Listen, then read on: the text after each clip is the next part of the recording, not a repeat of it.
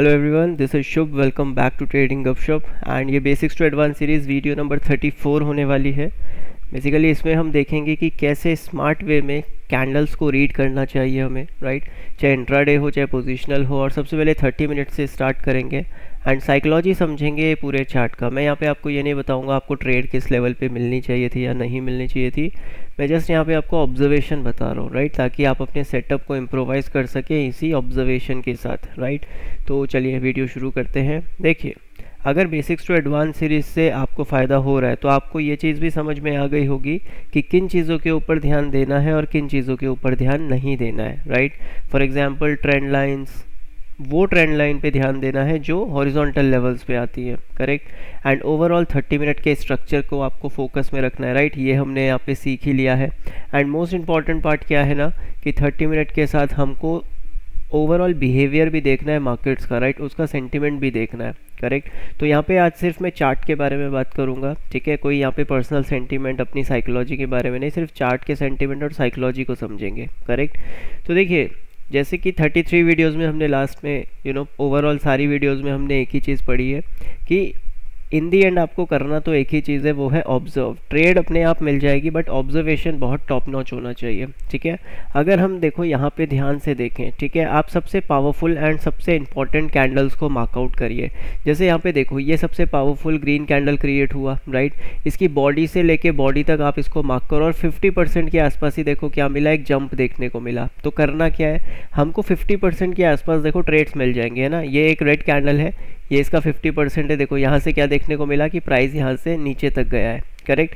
And ये यहाँ तक गया है, उसके बाद इसने ब्रेकआउट्स किए, करेक्ट। तो हमेशा आपको ये देखना है कि हम किस जोन्स पे काम कर रहे हैं, सबसे पहली चीज़। उसके बाद उस जोन में आपको कैंडल को देखना है, ठीक है, और उस कैंडल पे फिर आपको छोटे टाइम पीरियड में बिहेव देखना है। तो सबसे पहले तो जोन आपके 30 मिनट्स पे आ जाएंगे, ठीक है, फिर 30 मिनट्स पे आपकी कैंडल आ जाएगी, लेकिन उसके बाद आपको बिहेव देखना है, ठीक है। तो अभी हम 30 मिनट्स से स्टार्ट करेंगे और धीरे धीरे 5 मिनट्स तक पहुंचेंगे कि आपको कैसे रीड करना है, राइट। एंड चार्ट के सेंटीमेंट को कैसे समझना है। देखो, एक चीज़, एक रूल है जो आप हमेशा याद रखेंगे, ठीक है। चाहे दुनिया का कोई भी चार्ट हो, कोई भी सिक्योरिटी हो, कोई करेंसी हो, क्रिप्टो करेंसी हो, या फिर आप किसी भी कमोडिटी में या किसी भी स्टॉक में आप काम कर रहे हो, ठीक है। दुनिया का कोई भी चार्ट है जो स्टॉक मार्केट में लिस्टेड है, हमेशा एक चीज़ याद रखनी है कि आप 100% श्योर कभी भी नहीं हो सकते हो, करेक्ट। आप 100% श्योर नहीं हो सकते हो, ये जस्ट एक प्रोबेबिलिटी है, राइट। ये प्रोबेबिलिटी है कि मार्केट इन एरियाज से मूव करेगा, ये प्रोबेबिलिटी है कि मार्केट इन एरियाज से मूव कर सकता है, ठीक है। तो हम प्रोबेबिलिटीज़ का एक, आप कह सकते हो, एक फील्ड में है जहाँ पे प्रोबेबिलिटी की बहुत इंपॉर्टेंस है, राइट।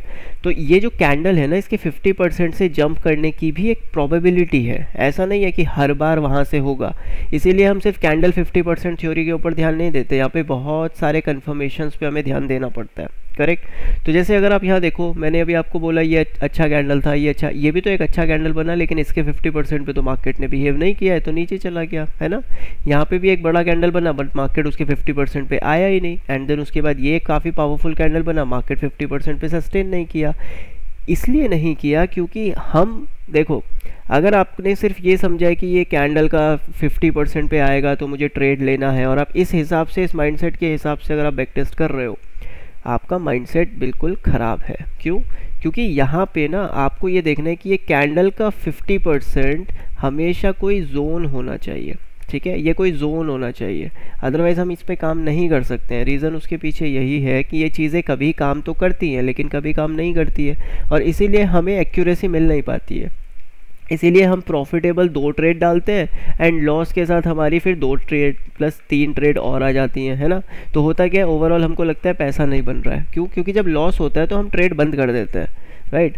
और जब प्रॉफिट्स होता है तो हम और ज़्यादा एग्रेसिवली ट्रेड कर रहे होते हैं, बल्कि हमको कांस्टेंट रहना चाहिए, है ना। तो ध्यान देने वाली जो बात है वो ये है कि आप कोई भी, देखो मैंने आपको 33 वीडियोज़ बताई है ना।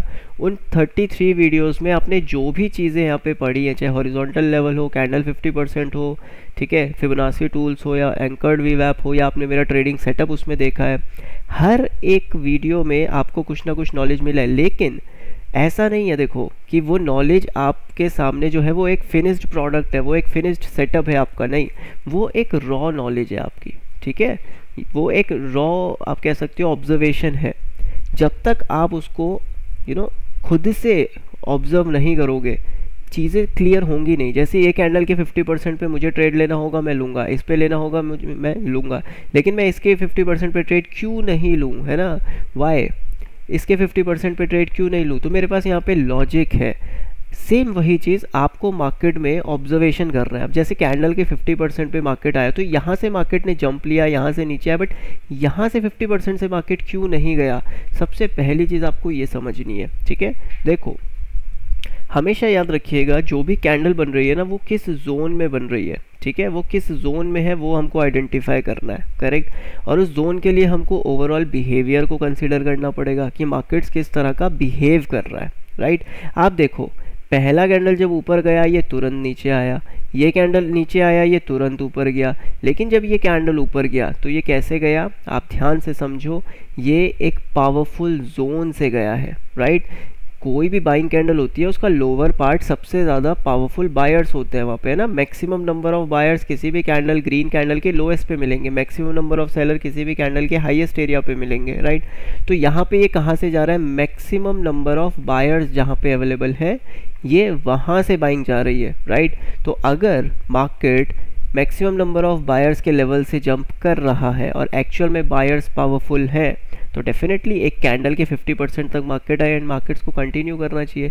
लेकिन यहाँ पे बाइंग क्यों नहीं कर सकते? इसलिए नहीं कर सकते क्योंकि अगर आप बड़े ध्यान से एक चीज़ ऑब्जर्व करोगे तो यहाँ पे मार्केट्स ने बनाया है एक बेस, ठीक है, और ये हो रहा है बेस का रीटेस्ट। तो अगर ये एक सेलर्स का बेस है, क्योंकि यहाँ पे मार्केट्स ने ब्रेकडाउन दिया है, तो डेफिनेटली यहाँ पे एक कुछ सेलर्स अवेलेबल है, राइट। और जब ये सेलर्स इस रेंज में अवेलेबल हुए तो यहाँ पे एक फ्लैग एंड पोल का ब्रेकडाउन हुआ, तो उसका रीटेस्ट करने गया मार्केट 50% पे, देन हमने शॉर्ट किया। यहाँ पे ये पहला पुल बैक था, देन हमने रिट्रेसमेंट था, माफ़ कीजिएगा, हमने यहाँ पर बाइंग किया। लेकिन यहाँ पे 50% पे हम बाय क्यों नहीं कर रहे? क्योंकि अबव रेंज में एक बेस है, राइट। तो ये चीज़ हमेशा ध्यान रखनी है कि जो कैंडल हम मार्क कर रहे हैं वो किस रेंज से निकली है या वो किस रेंज में आ रही है। जैसे इस कैंडल के 50% पे जब हम यहाँ जाएंगे, राइट, तो इस लेवल के आसपास क्या हमें शॉर्ट करना चाहिए या नहीं करना चाहिए? नहीं करना चाहिए। रीज़न उसके पीछे क्या है? क्योंकि मार्केट स्ट्रक्चर पॉजिटिव है, यहाँ पे हमारे सामने बेस है, प्लस यहाँ पे हमारे सामने मार्केट स्ट्रक्चर पॉजिटिव साइड है। तो ये क्या हो गया? ये हमारे कुछ एक्स्ट्रा कन्फर्मेशंस है, राइट। तो इन बातों का आपको ध्यान रखना है। चलिए अब थोड़ा सा मैं चार्ट रीडिंग में अंदर निकलते हैं, इसको थोड़ा सा गहराइयों में पहुंचते हैं चार्ट्स की। देखो, ये लेवल से एक बाइंग जनरेट हुआ, एक बेस क्रिएट हुआ, बेस का ब्रेकडाउन हुआ, राइट। अब जब बेस का ब्रेकडाउन हुआ है तो सेम चीज़ है, यहाँ पे हमें शॉर्ट करना चाहिए। जैसे कि इस एरिया में क्या हुआ? बेस का ब्रेकडाउन हुआ, सेम लेवल पे मार्केट आया, तो यहाँ पे शॉर्ट करना चाहिए, राइट। यहाँ पे भी क्या हुआ? 50% के आसपास मार्केट आया ऑलमोस्ट, ठीक है। चलो ऑलमोस्ट नहीं आया, उससे पहले ही पलट गया, लेकिन सेकंड हाफ में फिर 50% क्या आया, तो यहाँ पे शॉर्ट करना चाहिए, करेक्ट, क्योंकि एक पावरफुल बेस है। फाइनली जब एक बेस को एक बेस ब्रेक करेगा तो ही हम लोअर लेवल्स पे बाइंग कर सकते हैं। अब यहाँ पे हुआ क्या? देखो, एक बेस क्रिएट हुआ, राइट। एक बेस को एक बेस मिल चुका है ऑलरेडी, सेलर्स ने एक बेस बनाया, प्राइस नीचे गया, बायर्स ने एक बेस बनाया है, अब प्राइस नीचे आ रहा है, लेकिन क्या ये सेलर्स का बेस है? एक्चुअल में हमें ये क्वेश्चन करना है। आप देखो, ये लेवल के आसपास सेलर्स थे, तो सेलिंग किस तरह से होती है? प्राइस आता है तुरंत नीचे जाता है, प्राइस आता है तुरंत नीचे जाता है। बट यहाँ पे जो पहला कैंडल बना, मार्केट उसकी रेंज के ऊपर पूरा दिन 6 घंटा 15 मिनट मार्केट उसकी रेंज के ऊपर ही सस्टेन कर गया, राइट। तो एक्चुअल में ये जो बेस यहाँ पे बन रहा है, इस बेस पर हो क्या रहा है? इस बेस पे बायर्स एग्रेशन दिखा रहे हैं, क्योंकि यहाँ पे बायर्स, यहाँ पे जो सेलर्स हैं वो क्या करेंगे? खुद को डिफेंड करेंगे। लेकिन एग्रेसिव कौन है? और याद रखिएगा, हमें ट्रेड उसी तरफ मिलेगी जो एग्रेसिव होगा, राइट। यहाँ पे बायर्स एग्रेसिव है। एक गैप अप किया, लेकिन गैप अप के बाद भी मार्केट सस्टेन कर गया। क्यों? क्योंकि रेंज के ऊपर मार्केट एक बेस बना रहा है। जब भी किसी रेजिस्टेंस के ऊपर मार्केट एक बेस बनाएगा, वहाँ से कोई भी डिप आएगी तो वो बाइंग के लिए ही रहेगी, राइट। जब भी एक सेलर के बेस के ऊपर एक बेस बनेगा तो वहाँ पे जो डिप आएगी वो बाइंग के लिए रहेगी। लेकिन अगर बेस के सामने एक बेस बन रहा है और फिर कोई डिप आ रही है तो फिर उसको कंसिडर नहीं कर सकते हैं, करेक्ट। तो ये थ्योरी क्या कहती है कि एक बेस के ऊपर जब मार्केट एक बेस बनाएगा, कोई भी डिप आएगी तो वो बाइंग के लिए आएगी। लेकिन अगर इस बेस के नीचे कोई बेस बन रहा है एंड देन मार्केट नीचे आ रहा है तो फिर बाइंग नहीं कर सकते। जैसे यहाँ देखो ये एक बेस बना, लेकिन ये बेस इसके नीचे बना, तो हम यहाँ पर बाइंग नहीं कर सकते हैं, ठीक है, ये चीज़ आपको ध्यान में रखनी है, ठीक है। लेकिन यहाँ पे बाइंग कर सकते हैं, उसके भी लॉजिक्स हमारे सामने है। तो देखो होता क्या है ना, हमारे पास कुछ लॉजिक्स होते हैं कि इस लेवल पर बाइंग होनी चाहिए, कुछ होते हैं इस लेवल पर सेलिंग होनी चाहिए, राइट।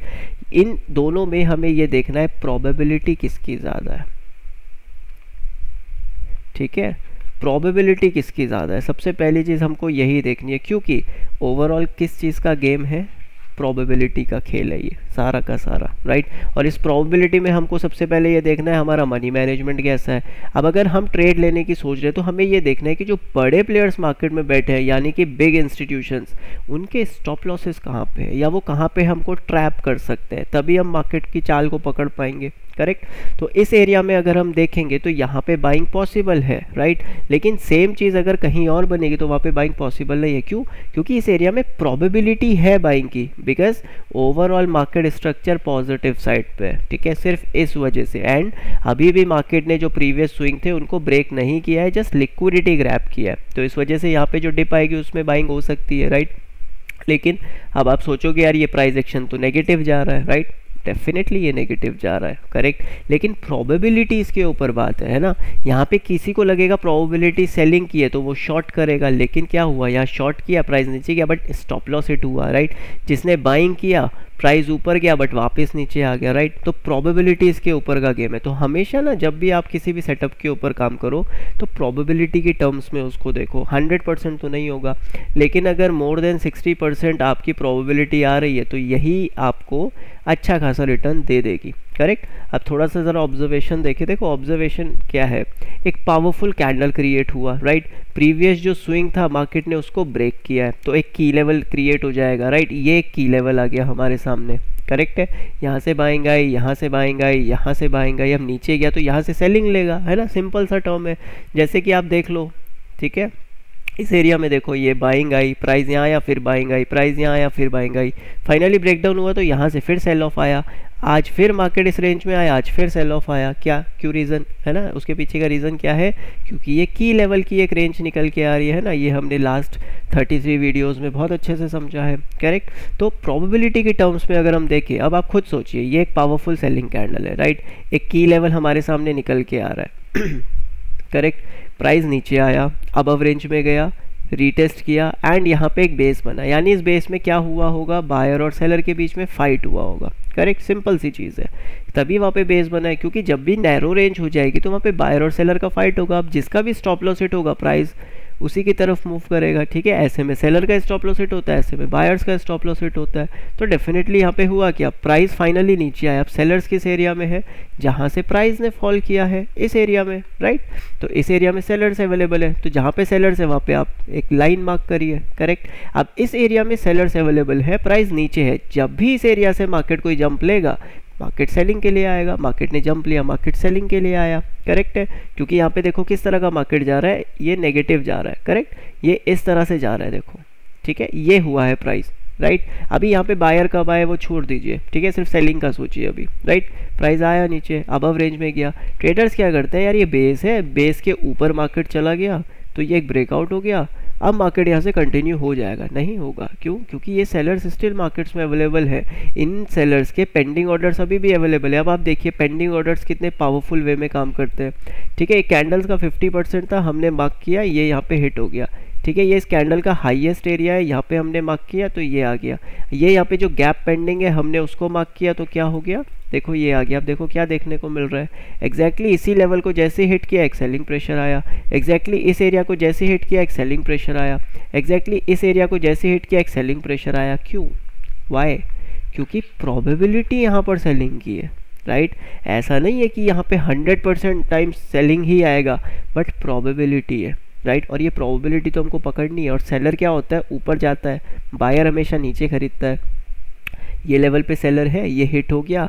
अगले बार क्या हुआ, जब इस लेवल पे सेलर्स एक्टिव हुए, राइट, तो यहाँ पे हुआ क्या, प्राइस ऊपर गया, नीचे आया, ऊपर गया, फिर नीचे आया, ठीक है, यही हुआ, राइट। तो इस लेवल पे पहले सेलर्स हैं और इन रेंजेस में हमारे सेकंड सेलर्स हैं। अब अगर प्राइस इस रेंज के ऊपर जा रहा है तो सेलर्स किस एरिया को डिफेंड करेगा, इस एरिया को या इस एरिया को? ऑब्वियसली जो अबव एरिया के आसपास है उसको मार्केट डिफेंड करेगा, ठीक है। लेकिन प्राइस अबव लेवल्स पे सस्टेन हो गया तो अब बाइंग के दो लेवल्स आ गए हैं ना, जैसे हम पिवट्स में लगाते हैं, ठीक है, सपोर्ट 1 एंड सपोर्ट 2। तो ये हमारा सपोर्ट 1 हो गया और ये हमारा सपोर्ट 2 हो गया। रीज़न क्या है? रीज़न ये है क्योंकि जिस एरिया में पहले सेलर्स थे अब उस एरिया में बायर्स हैं, तो लोअर लेवल्स पे जिस एरिया में पहले सेलर्स होंगे अब उस एरिया में बायर होंगे। यही तो लॉजिक है, क्योंकि लेवल्स बनते कैसे हैं?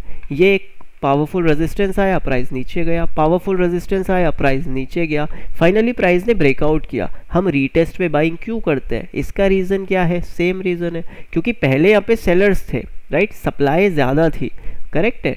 देखो जब सप्लाई ज़्यादा होगी तो प्राइस नीचे गिरेगा, इस लेवल पे मैक्सिमम सप्लाई थी, लेकिन प्राइस ने ब्रेकआउट कर दिया, यानी सप्लाई से ज़्यादा अब क्या आ चुकी है? डिमांड आ चुकी है मार्केट्स में, राइट, करेक्ट है। कोई इलॉजिकल चीज़ लगी इसमें? बिल्कुल सिंपल सी बात है ना, सप्लाई और डिमांड पे चल रही है हमारी पूरी इकोनॉमी। तो जहाँ पहले सप्लाई थी अब वहाँ पे डिमांड आ गई, क्योंकि अब सप्लाई अबव लेवल से आ रही है। पहले 100 रुपये की कोई चीज़ बिकती थी लेकिन अब वो 150 रुपये की बिक रही है, तो लोग 100 पे तो खरीदेंगे ही ना उसको, क्योंकि जनरली 150 पे बिकने लगी है अब, तो 100 रुपये पे दोबारा से खरीदने के लिए ट्रेडर्स अवेलेबल रहेंगे इस एरिया पे, राइट, क्योंकि रीटेस्ट हो रहा है और ऑब्वियसली ये सेलर ऑलरेडी बैकफुट पे है क्योंकि इसका स्टॉप लॉस हिट हो गया है, right, in terms of market. तो यहाँ पे अब ऑटोमेटिकली डिमांड आ गई। तो सेम वही चीज़ है, इस लेवल पे अगर सेलर्स थे तो यहाँ पे डिमांड आने लगेगी, लेकिन मार्केट का काम क्या है? स्टॉप लॉस हंटिंग करने का। तो मार्केट क्या करेगा? इस रेंज में भी जाएगा, छोटी सी बाइंग दिखाएगा लेकिन एक स्टॉप लॉस हिट करेगा, देन उसके बाद प्राइस ऊपर जाएगा। और यही ऑब्जर्वेशन आपको हमेशा समझनी है। इसीलिए मैं बोलता हूँ कभी भी फर्स्ट मूवर मत बनिए, ठीक है, कभी भी मार्केट में फर्स्ट मूवर नहीं बनना है। आप देखो, ध्यान से देखो, करेक्ट, कैंडल जैसे ही 50% पे आई ये रिजेक्ट हमको देखने को मिला, लेकिन अगली कैंडल देखो फिर ऊपर गई, देन नीचे आया। क्यों? क्योंकि मार्केट हमेशा मैक्सिमम टाइम, नॉट हमेशा, मैक्सिमम टाइम आपको थोड़ा सा ट्रैप करेगा, करेक्ट है। देखो ध्यान से समझना, इस लेवल के आसपास क्या था? एक बाइंग थी, प्राइस ऊपर गया, नीचे आया, एक अच्छा ग्रीन कैंडल क्रिएट हुआ ये लेवल के आसपास। आपने सोचा था इस लेवल पे सेलर्स हैं, आपने यहाँ पे मार्केट आया, आपने बाय किया, अगले दिन देखो गैप अप भी हुआ, लेकिन ये क्या हुआ? इस स्विंग को मार्केट्स ने ब्रेक डाउन दिया एंड देन इस एरिया से वापस आया। अब ट्रेडर्स क्या करते हैं कि ये कैंडल का 50% था, अब हम इसको एज अ की लेवल ले लेते हैं, ठीक है, ये की लेवल हो जाएगा, करेक्ट, यहाँ से जंप आया तो अब ये यहाँ से नीचे गिरेगा, यही तो प्लान रहता है ना हमारा। बट ऑब्जर्वेशन की कमी है अगर आप ये सोच रहे हो, क्योंकि ओवरऑल स्ट्रक्चर कैसा है? पॉजिटिव साइड पे, सेलर्स के ऊपर एक बेस बन चुका है, तो सेलर्स तो ऑलरेडी यहाँ पे कमज़ोर है, सेलर्स यहाँ थोड़ी बेचेंगे। जो सेलर यहाँ डिफेंड नहीं कर पाया, पिछले पूरे दिन 6 घंटा मार्केट ऊपर सस्टेन कर गया, वो अब इस लेवल पे डिफेंड करेगा खुद को? नहीं करेगा, राइट। लेकिन रिटेलर यही सोचेगा कि वो यहाँ डिफेंड करेगा। देखो बहुत एडवांस चीज़ बता रहा हूँ, करेक्ट। अब सोचिए इलाइट मेंबरशिप में किस तरह की बातें होती होंगी, है ना, क्योंकि ये एडवांस चीज़ें, नॉट एडवांस, ये इंटरमीडिएट लेवल है। मैं एडवांस की बात क्यों कर रहा हूँ, है ना, ये इंटरमीडिएट लेवल है। तो ये चीज़ आपको इस साइकोलॉजी के थ्रू आपको देखना है चार्ट्स में, राइट। अब आप ध्यान से देखो कैंडल्स का बिहेवियर, राइट। जब भी सेलिंग होती है कैसी होती है? Powerful candles, powerful candles, powerful candles. यहाँ पे सेलिंग कैसी हो रही है? देखो छोटी छोटी कैंडल्स।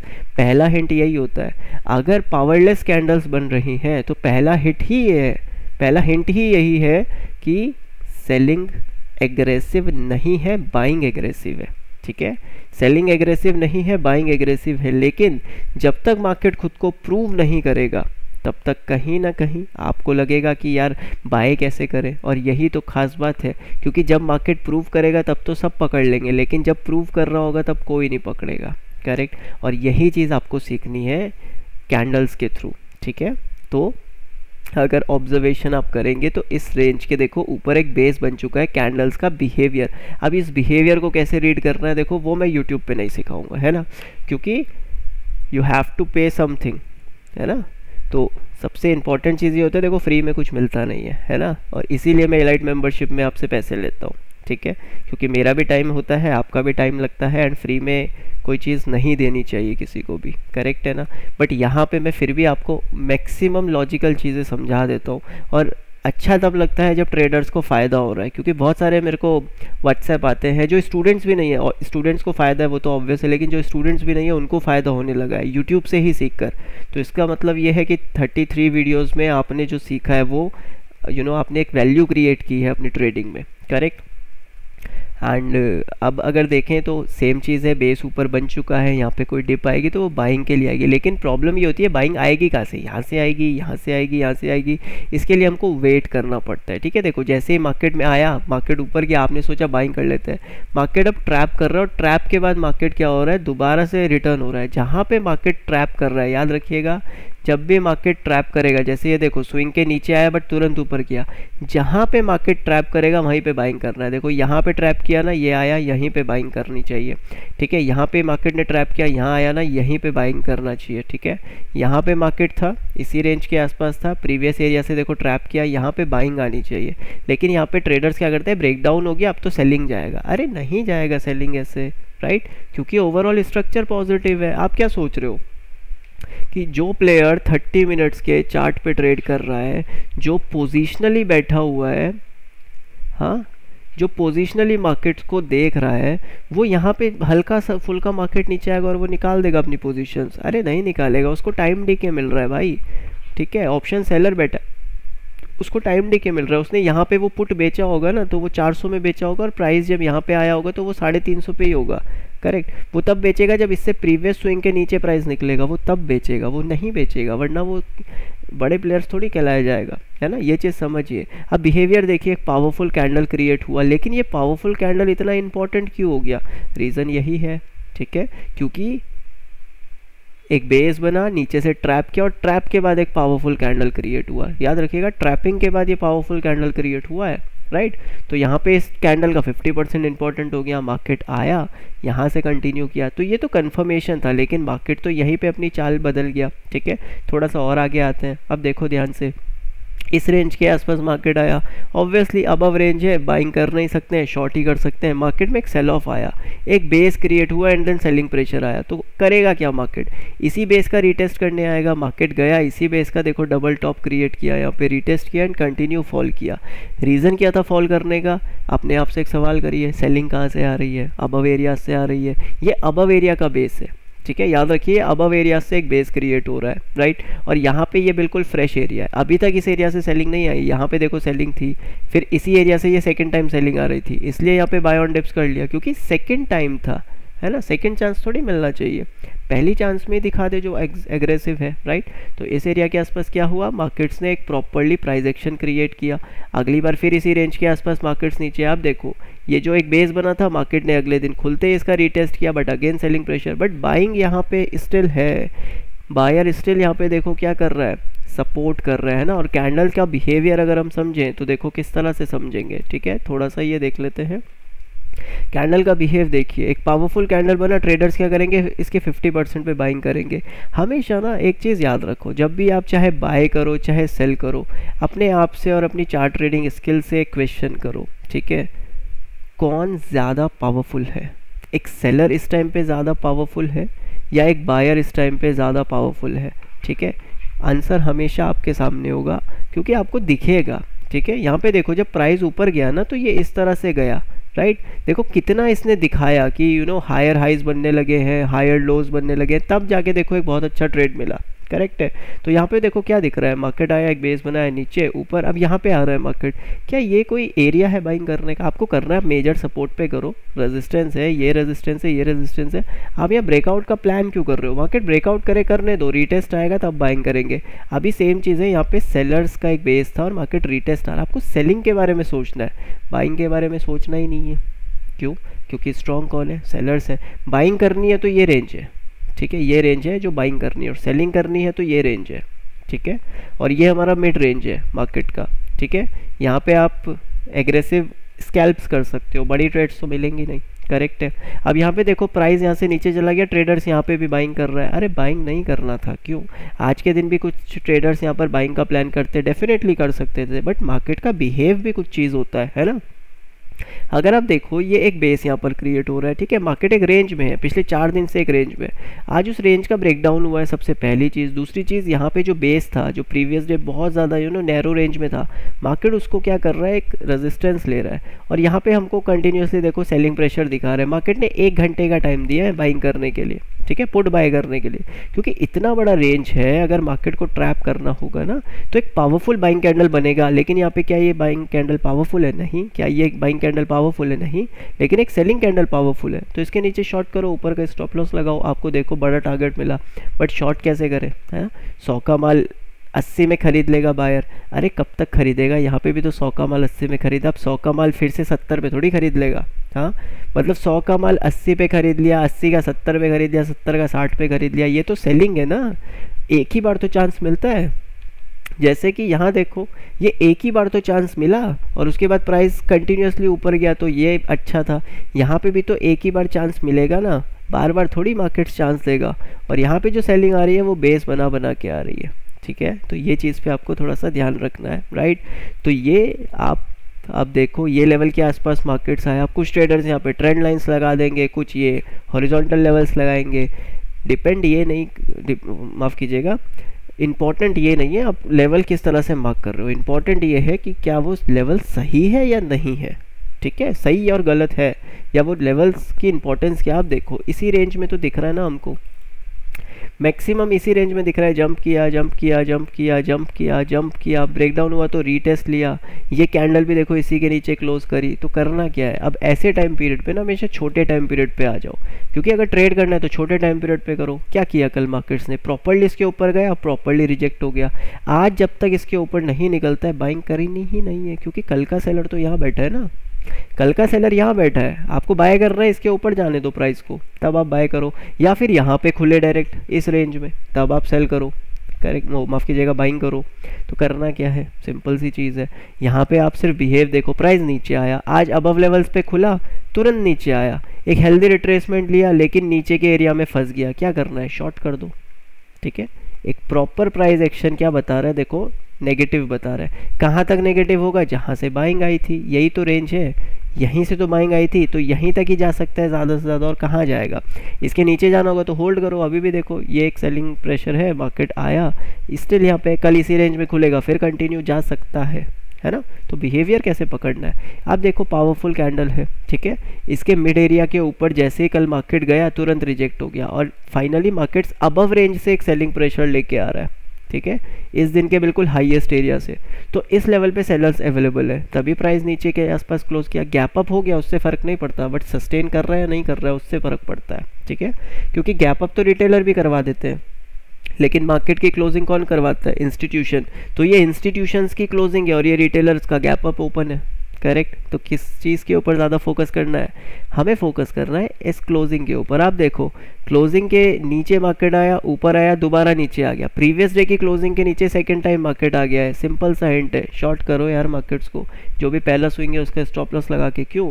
क्योंकि कल की क्लोजिंग के नीचे हम काम कर रहे हैं, ठीक है। और दूसरी चीज़, हमने हाई भी ब्रेक नहीं किया। अगर हाई ब्रेक हो जाए फिर हम डिप में बाई कर रहे हैं तो एक लॉजिक बनता है, क्योंकि प्राइस एक्शन ऐसे ही तो जाता है ना, इसी हिसाब से तो प्राइस एक्शन जाना चाहिए। प्रीवियस हाई ब्रेक होना चाहिए, बट यहाँ पे क्या हुआ? यहाँ पे प्रीवियस हाई ब्रेक हुआ ही नहीं, करेक्ट। तो हो क्या रहा है? प्राइस नीचे जा रहा है। तो ब्रेकडाउन से पहले एंट्री लेना है तो यही एंट्री ले लो, यहाँ पे एंट्री ले लो, यहाँ पे स्टॉप लॉस लगा लो आप, या फिर ये जो रेड कैंडल बना यहाँ एंट्री लेके ऊपर का स्टॉप लॉस लगाओ।